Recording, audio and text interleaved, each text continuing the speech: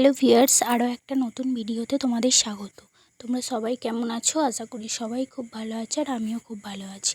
আগের দিন যে ব্লাউজটা আমি তৈরি করছিলাম, সেই ব্লাউজটার হাতাটা আজকে তৈরি করে দেখাবো তোমাদেরকে। হাতাটা আমি একটু নিমকি টাইপের ডিজাইন রেখেছিলাম, তোমরা আগের দিন কাটিংয়ের সময় দেখেছিলে। আজকে আমি সেই ডিজাইনটাই কিভাবে তৈরি করছি তোমরা দেখো। এই ধরনের ডিজাইন তৈরি করার সময় প্রথমে যে মেন কাপড়টা আছে সেটার উপরে সেটা সোজা দিকে রেখে তার উপরে লাইলিং কাপড়টা বসিয়ে নিতে হবে, এবং বসিয়ে চারদিকটা সেলাই করে নিয়ে যে অংশটা তুমি কাটা তৈরি করবে সেই অংশটা কাঁচি দিয়ে একটু কেটে নিতে হবে। সেই অংশটা কাঁচি নিয়ে কেটে নেওয়ার পর চারটে কোণা, ওই যে সুতো কাটাটা আছে সেই সুতো কাটা কাঁচিটা দিয়ে চারটে কোণা সমানভাবে কেটে নিতে হবে, যাতে কোণাগুলো একদম ঠিকঠাক আসে। এরপর ওই যে নিমকি টাইপের কাটাটা ছিল সেই কাটারের ভিতর দিয়ে পুরো লাইলিং কাপড়টা সুন্দর করে উল্টে নিতে হবে। এরপর একটু হাতে করে সমান করে নিলেই দেখবে একদম সমানভাবেই লাগানো আছে। এরপর আমার সেলাই করতে করতে একটাই সমস্যা, সেটা হচ্ছে বারবার সুতো কেটে যায়। কেন এই সমস্যাটা হয় কেউ যদি জানো একটু বলবে। এরপর যে নিমকির মতো ডিজাইনটা ছিল সেই ডিজাইনটা আমি একটা চাপ সেলাই নিয়ে নিচ্ছি। চাপ সেলাইটা দিলে কী হয়, ব্লাউজটা খুব সুন্দর বসে এবং দেখতেও একটা সুন্দর লাগে। চাপ সেলাইটা অনেকেই দেয়, আবার অনেকেই দেয় না, না দিলে খুবই খারাপ লাগে সত্যি কথা। এবার আমি যেহেতু এটা চাপ সেলাইটা দিচ্ছি, আমি যে কোনো সেলাই দুভাঁজ করে দিতে ভালোবাসি, যাতে একটু আরও মজবুত হয়। এরপর আমি একটা সোনালি কালারের লেস লাগিয়ে নিচ্ছিলাম, সিলভার কালারের। এই সিলভার কালারের লেসটা যেহেতু আমি পুরো ব্লাউজটাতেই করব, তাই হাতাটা একটু হাইলাইট করার জন্য লেস বসিয়ে দিচ্ছিলাম। লেস বসালে হাতাটা খুব সুন্দর লাগবে এবং যে পরবে তাকেও খুব ভালোই লাগবে। আর যেহেতু আমি হাতায় এরপর আর কোনো ডিজাইন করব না, তাই জন্য আমি একটু লেস দিয়ে হাইলাইট করে নিচ্ছিলাম, এবং লেসের যেখানটা শেষ হবে সেই পার্টটা একটু আগে থেকে কেটে নিই এবং সেই পার্টটা মুড়ে নিচ্ছিলাম। যেহেতু আমি লেসটা বসাচ্ছি যে কোনো পার্টেই দুটো করে সেলাই দিই, তাই লেসটাতেও দুটো করে সেলাই দিচ্ছিলাম যাতে ভালো বসে। লেস বসানোর সময় আরও একটা কথা, লেস বসানোর সময় সবসময় খেয়াল রাখবে যে সেলাইয়ের চাপটা যেন একদম কম থাকে।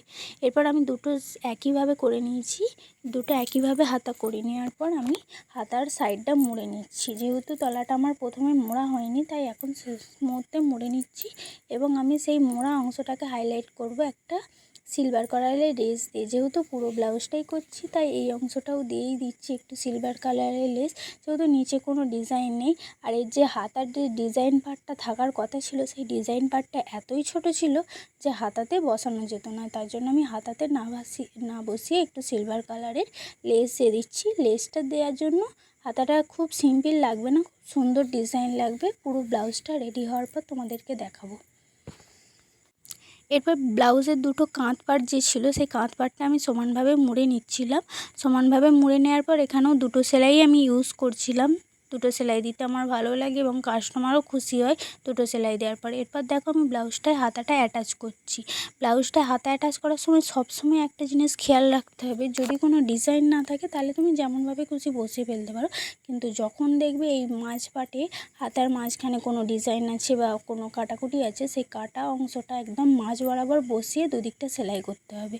না হলে যদি তুমি প্রথম থেকে সেলাই করতে যাও, সে মাঝ বরাবর বসবে না এবং অন্য জায়গায় ডিজাইনটা হয়ে যাবে, ডিজাইনটা দেখতে ভালো লাগবে না। এরপর আমি ব্লাউজের যে চাপ নিচের একদম নিচের অংশটা হয়, সেই নিচের অংশটা একটা লাইলিং কাপড় দিয়ে তলাটা মুড়ে নিচ্ছি।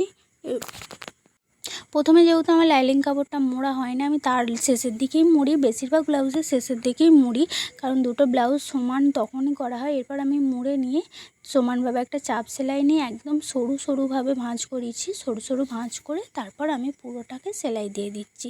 এবং সরু সরু ভাঁজটা হলে কি হয়, ব্লাউজের সেলাইটা একদম নিচের দিকে থাকে এবং সেলাইটা দেখতেও ভালো লাগে। এরপর আমি দুটো ব্লাউজকে একসঙ্গে জোড় করে সেই ব্লাউজটাকে জুড়ে নিচ্ছি। ব্লাউজটা জোড়ার সময় একটা জিনিস খেয়াল রাখতে হবে যে দুদিকটা ছোট বড় যাতে না হয়। যদিও একটু ছোট হয়, তোমাদেরকে একটা টিপস দিয়ে রাখছি, যদিও ছোট হয়, হাতার যে বগলের যে অংশটা, যেটাকে ওই অংশটা থেকে একটুখানি কুচ করে নিয়ে তলাটা সমান করে নেবে, তাহলে দেখবে ব্লাউজটা একদম সমান সমান আসছে।